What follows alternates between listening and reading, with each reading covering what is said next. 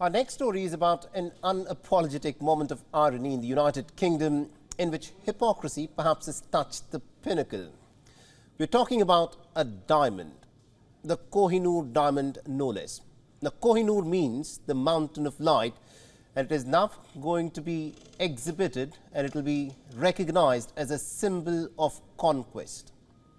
We're not joking, this is really happening. The Kohinoor is supposed to be displayed at the Tower of London as part of Britain's crown jewels.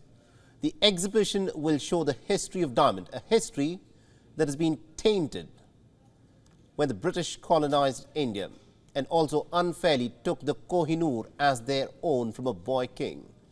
But before we delve into the backstory of the diamond, let's actually see as to where it is right now. This diamond currently is part of the British crown of late Queen Elizabeth II's mother. Recently, in a so-called diplomatic measure, the royals chose not to use the crown with this diamond in the coronation ceremony with King Charles III. So what makes this diamond and also its past so very controversial? The story, of course, starts from 1800s in India. This diamond was mined at the Koh-i-noor mine in India, but then it ended up with the British when the British annexed Punjab in 1849 when they took it away from a boy king. Kohinoor, remember, isn't the only thing that the British took away. India was colonized for about 2 centuries by the British, and this was colonialism in its most predatory form. The British looted almost everything that they could lay their hands on. They stripped India from its title of its golden bird. So as India tried to get back its Kohinoor diamond, yes, and not only India's but also international organizations such as WION have also given the right to countries to rightfully reclaim what are their historical treasures. It obliges museums to return what is termed as stolen property. Even international courts have recognized this move by the United Nations. Human rights treaties also support what they've described as a right to culture, the right to reclaim what belongs to your culture that was taken away by the colonial masters. But has Britain ever agreed to return what is not by right theirs to keep?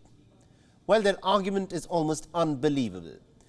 Most of the museums in Britain say their only aim is to make these objects available for all so that people from all over the world can actually see them, learn more about the roots and cultures that they come from.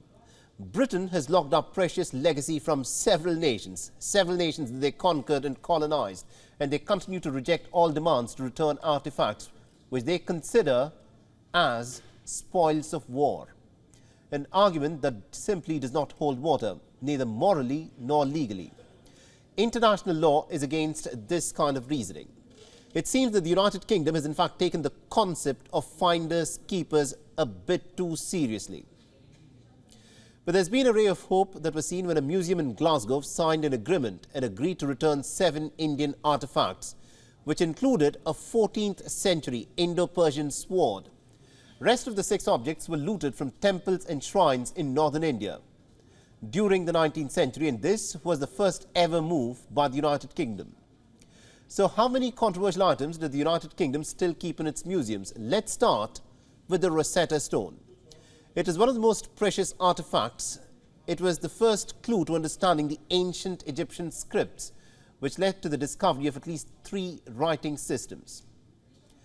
Next up are the Elgin marbles, a set of Greek sculptures from the 5th century. They were built to decorate the Parthenon, the Temple of Athena, one of the most exquisite pieces of history. But they now sit in Britain. And then there are these Benin bronzes. This is a collection of metal plaques. They once decorated the Kingdom of Benin. Now, the Benin bronzes are an African treasure. They represent the skill of African artists. But Britain, of course, during its colonial past, decided to take them off. The last but not the least, there's another Indian antique piece, the Tanjore Shiva. It's a bronze statue of Lord Shiva, the Hindu god, made almost about 1,000 years ago during the Chola dynasty. Now, this, of course, is a testimony to the remarkable craftsmanship of the sculptors of ancient India. But that too was taken away by the British.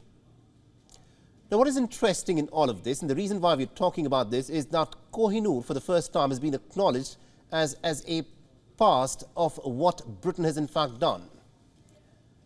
Now, the question that a lot of people will ask is, will the United Kingdom face any kind of backlash for being tone deaf, or will Britons continue to praise their so-called crown jewels? Because the problem is this: Britain sees its colonial history as its greatest moment, forgetting that its greatest moment also came at the cost of depredations that the colonized people suffered.